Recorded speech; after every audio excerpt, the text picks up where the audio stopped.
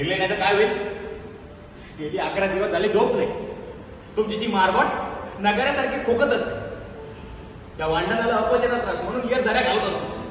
भरीत भर म्हणून बॉम्बच्या आवाजात सायरनच्या किंकाला डोकं पित्त माझं झोप येत नाही रात्र दिवस. वैताग आलाय. I can understand mister Diesel. मला माहिती आहे आता फक्त थोडे दिवस आहे, थोडं सहन करा. मग काही दिवसांनी आपण सगळे दूर सुटका होईल आपली. मला नाही वाटत आपली सुटका होणार नाही. आपण इथेच मारणार, इथेच गंजून मारणार.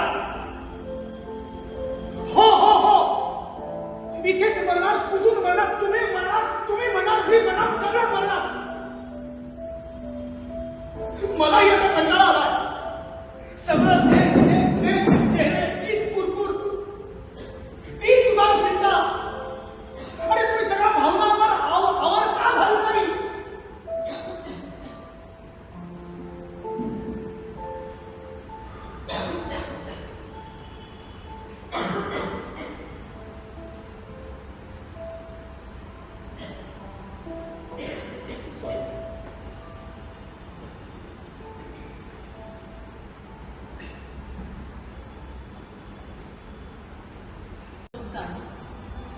आमचा गुन्हा काय? तुम्ही तोच आहे. गाड्या भर भरून गस्त करून जर्मनीला लढायला पाठवलं. त्यातनं जर कोण पळून गेला तर मग त्याच्या घरच्यांना पकडून नेऊन त्याचे नको कसे हाल करतात.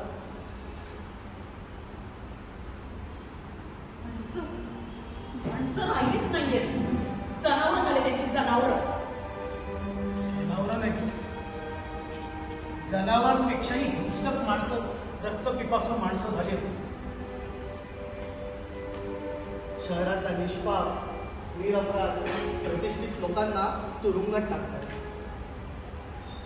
त्यातला जर कोण पळून गेला तर मग त्या एकाच्या ऐवजी त्याच्या घरच्या 5 लोकांना भिंतीवर आपटून मारतात.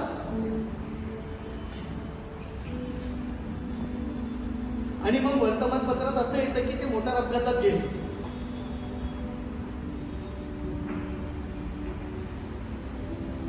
शरम वाटते मला. मी जर्मन नागरिक आहे हे म्हणण्याची. नाही अरे, तुझ्यासारखे नागरिक जर्मनीत आहेत ना, ते जर्मनीचं भाग्यच म्हणायचं.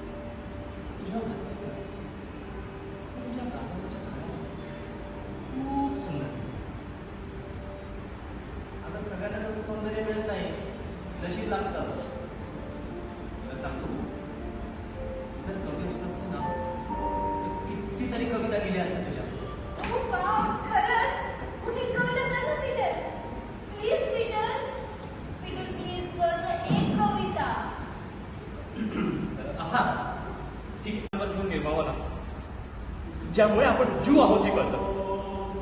लिह की लहान मुलांना विनाकारण शिक्षा होते. बस स्टँडमध्ये जीव जाऊ शकत नाही. सिनेमा नाटकाचं तर नावही नव्हतं. अरे काय करतोयस?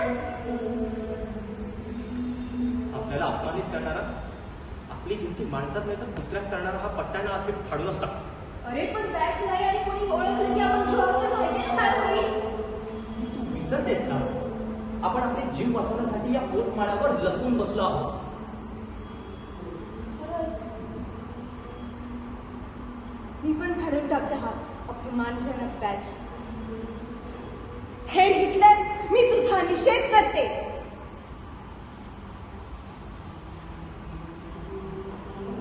हिटलर, माझ्या मैत्रिणींना कळालं की मी घरी नाही